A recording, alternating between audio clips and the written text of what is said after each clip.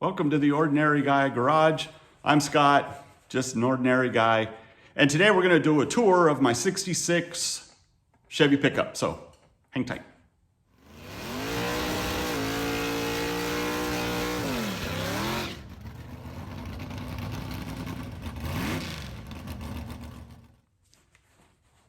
So quickly, before we get started, I figured I would go over a couple of things. One, I haven't done a lot of stuff in my shop lately because of everything going on with my property right now, or our property. Trying to get it ready to sell, and anyways, whatever. I haven't been out here in the shop. So I figured a little tour of something. I did a toolbox tour last week. We'll do a tour of the truck this week and see how that goes. A couple of things that I need to do and I'm gonna try to get taken care of today is, the Chevy is my daily driver. I don't drive it in the winter, but summertime, it's pretty much a daily driver.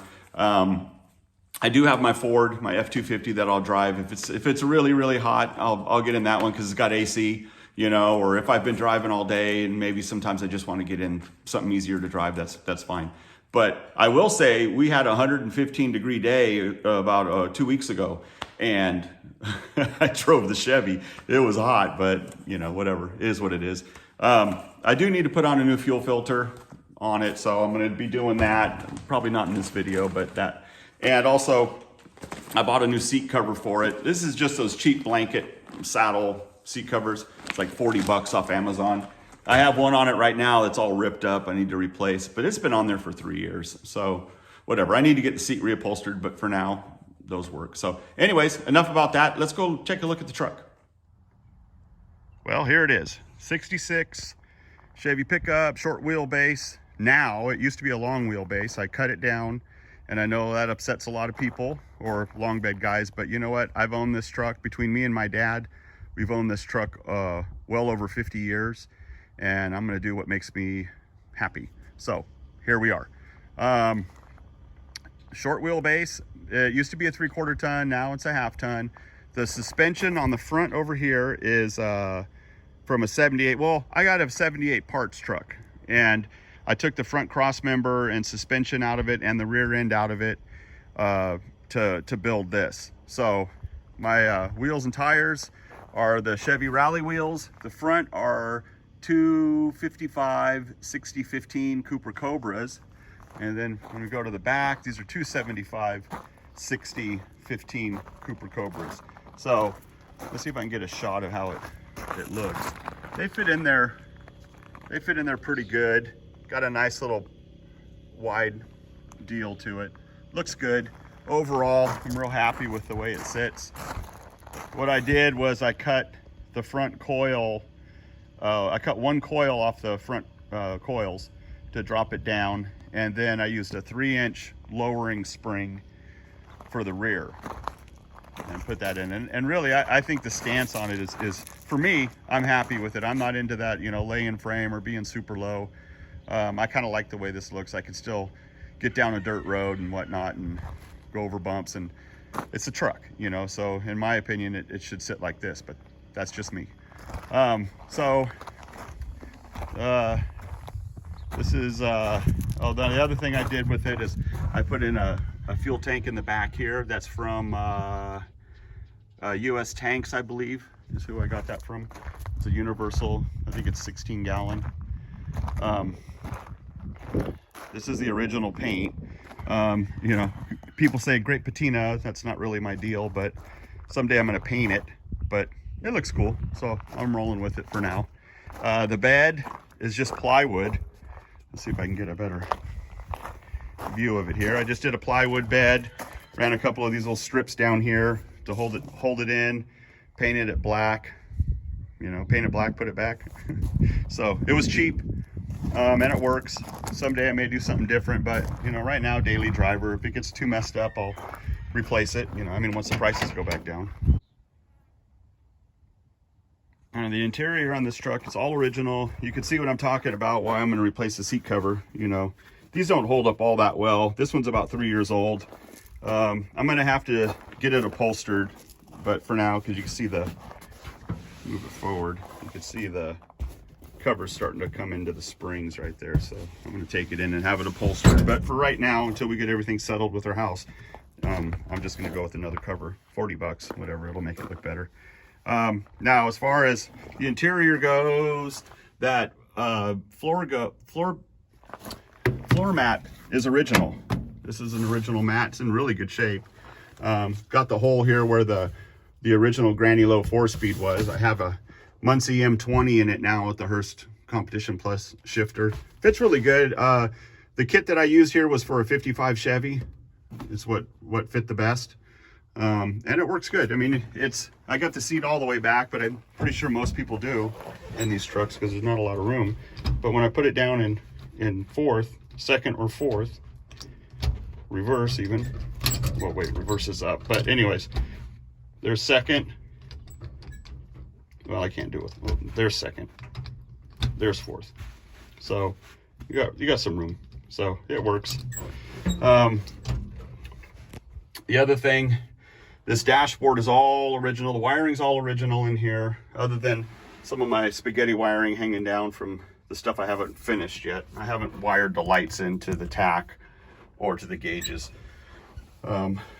So everything else, all original. Even the light bulbs in here are original. That's the original mileage, 93,000.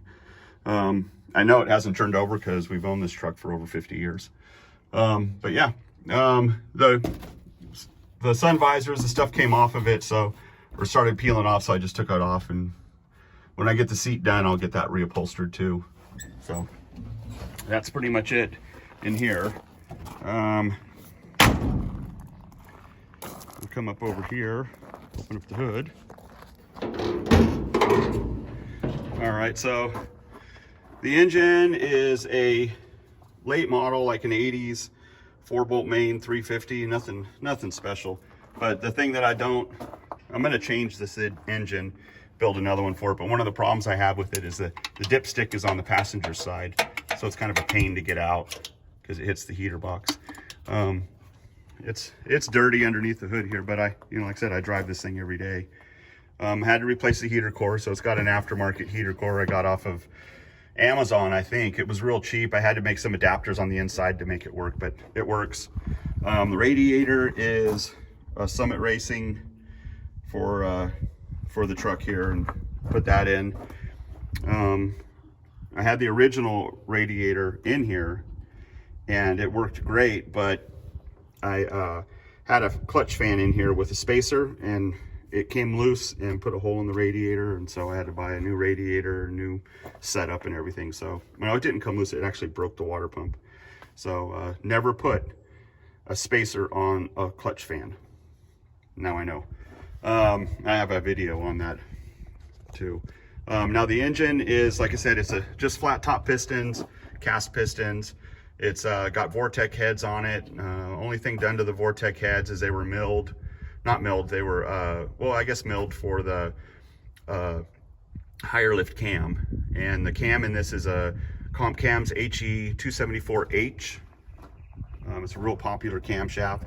I have the RPM air gap, Edelbrock intake, some nice fin valve covers.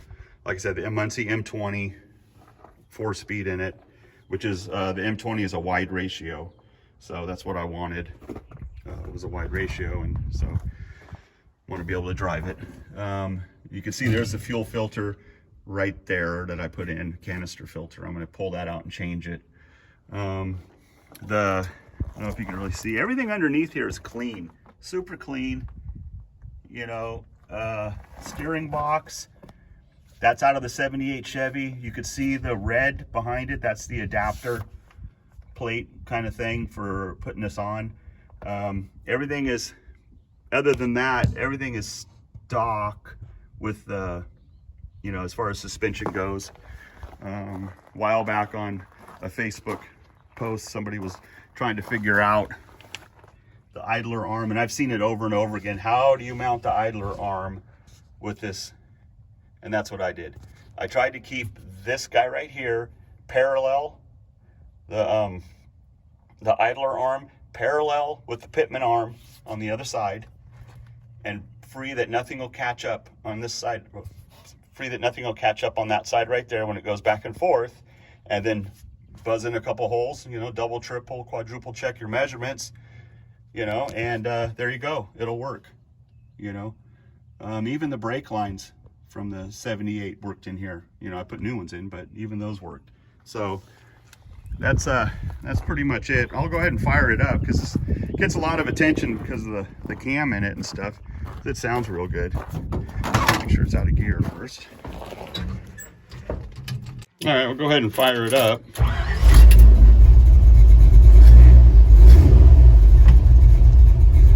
It's still a little bit cold, hasn't warmed up completely yet, so the idle's a little bit low. You can tell over here, good oil pressure. There's my temperature. You can see, like I said, it's a little bit low. I mean, you know, a little bit cold.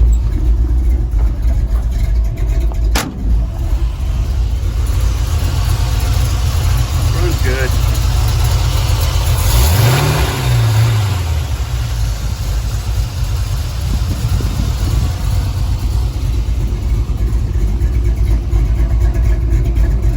Guess we could talk about the exhaust.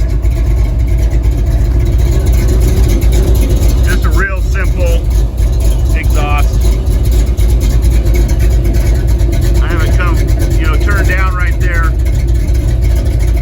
in front of the rear axle. Real simple.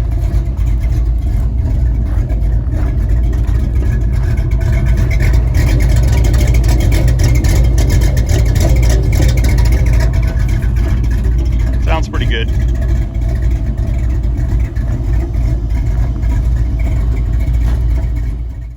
Well, there you have it.